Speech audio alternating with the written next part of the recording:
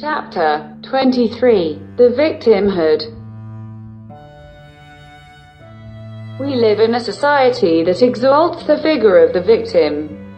It is a way to separate ourselves from our responsibilities and to justify our lives and our ills. The basic victim thought is that it is the other who have to change. Victims are those who let them be abused, those who cannot say no. It is a position that demands defense, and that makes it clear who is to blame. It is one of the maximum expressions of emotional immaturity. Victimism and suffering can give social status. It allows to receive attention from others, socialize and meet in a group with all those who have the same suffering. It also allows forming associations to seek justice, remedy to our ills or solutions, but most of all to share suffering.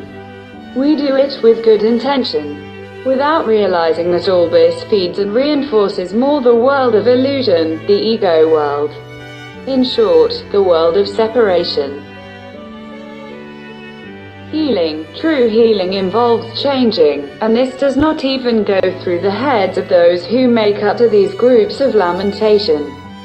The only thing that is achieved by feeding victimhood through the union of penalties is to use empathy in a socially correct way. But, in the end, it is useless or serves very little. The union to get out of the problem, to get out of the paradigm, the union that seeks the solution inside is the one that gives the opportunity to heal. The Course of Miracles says, if loving oneself means to heal oneself, then those who are sick do not love themselves. Many times, we join others because we share beliefs hidden in the unconscious about how things should be.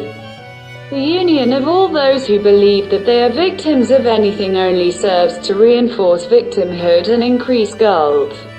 Their pain and suffering are proof that they need to protect themselves.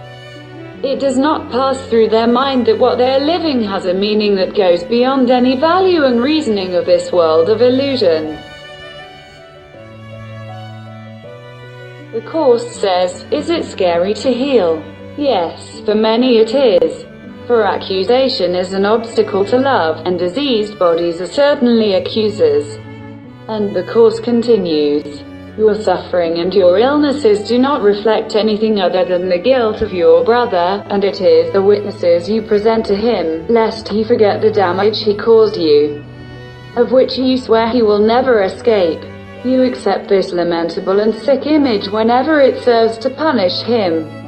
The sick feel no compassion for anyone and try to kill by contagion. The death seems a reasonable price if they can say with this, look at me brother, because of you I die. We have to grow emotionally to accept that we ourselves have sown what happens to us. If we were to understand that our thought of losing our love to ourselves creates a reality that will present itself in the form of a painful experience, like an accident, or an aggression, our life would be different and we would start to own it. The Course tells us, that's why you always find what you're looking for. This phrase makes clear reference to the fact that the way to perceive the world and to experience it depends entirely on oneself. We look inside ourselves and choose the guide that helps us interpret it, the ego or the Holy Spirit. This depends on each one. This is how the mind works, projecting or extending, seeing itself separated or united. The Course of Miracles tells us the power of decision is the only liberty that remains to you as a prisoner of this world. We can choose between victimhood or learning, and this choice only depends on each one.